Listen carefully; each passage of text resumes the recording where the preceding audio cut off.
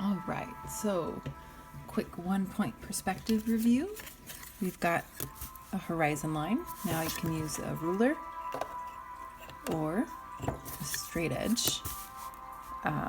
Or once you get some practice, you could even freeform your lines. But the basic idea is that in 1-point perspective, there's a horizon line, 1 point somewhere on the horizon line, and whatever you draw above or below or overlapping the horizon line, you see that different point of view from up above or down below.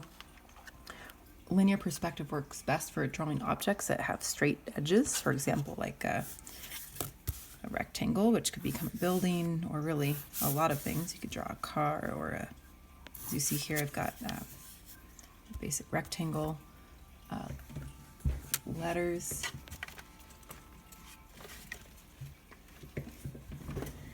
Okay, sorry, I'm sure there was light.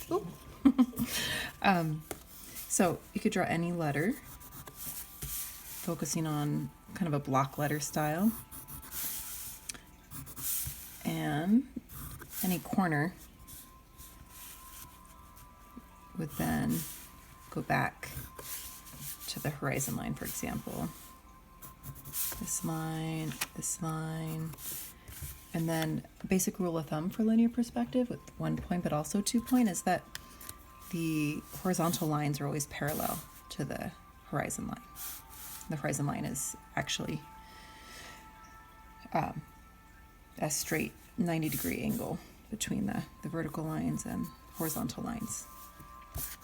So here we go. I've got a little box up here.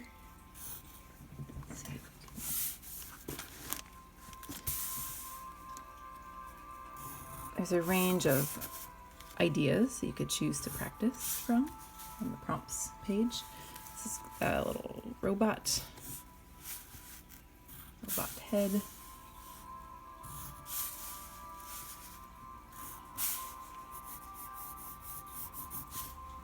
Now to find a middle of one of these converging parallel lines that are going back to the vanishing point, you see it gets more narrow as it gets further away towards the point.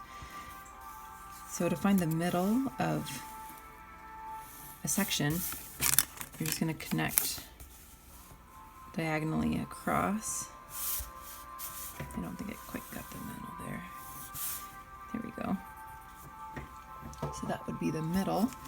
So if I'm going to have a cylindrical little neck pipe for my robot, it would be coming out the middle there. You see I lightly sketched in a little body shape, but I'm going to play with that a little bit. I think I want this to be more like this.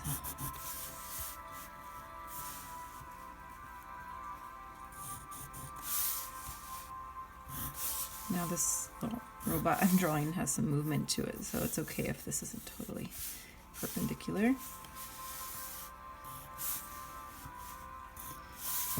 Now depending on how wide the side is, it might look like the shape is going back very, very far. It's very long or short, depending on where you do that. And then any line really close to the horizon line, for example, the top of this box, you don't see very much of the top.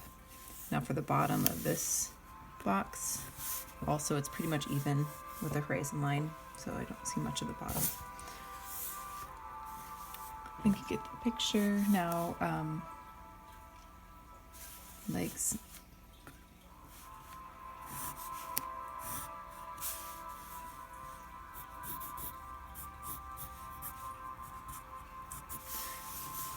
One thing goes back to the horizon line.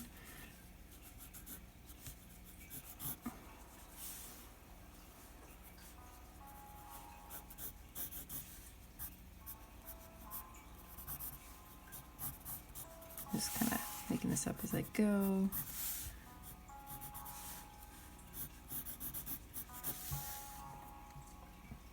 It's interesting. Or you could do a birdhouse. There's so many tutorials as well online. You can play with ideas.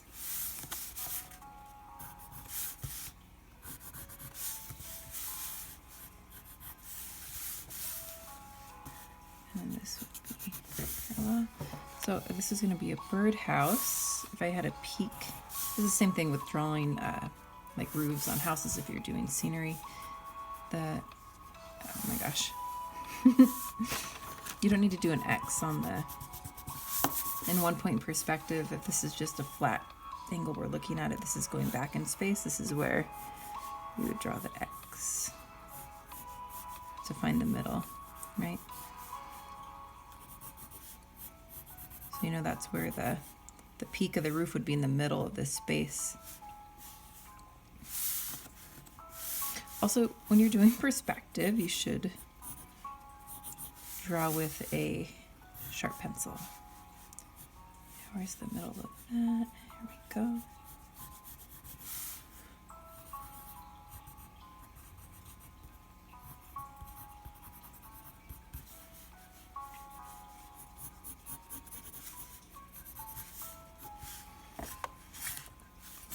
We could draw a book.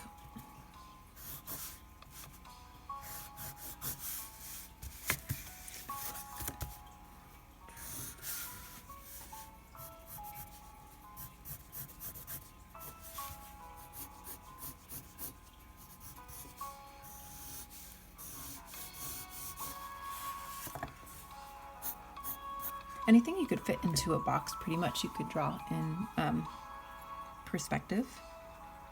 There's tutorials on drawing cars, people even, for foreshortening, but here's some basics. And then for shading, making sure you have a good sense in your drawings of where the light's coming from, adding a little shadow and gradient of dark to light, and the shadows will help create some nice depth for your work. And practice shading in color or graphite. Okay, there we go. 2 point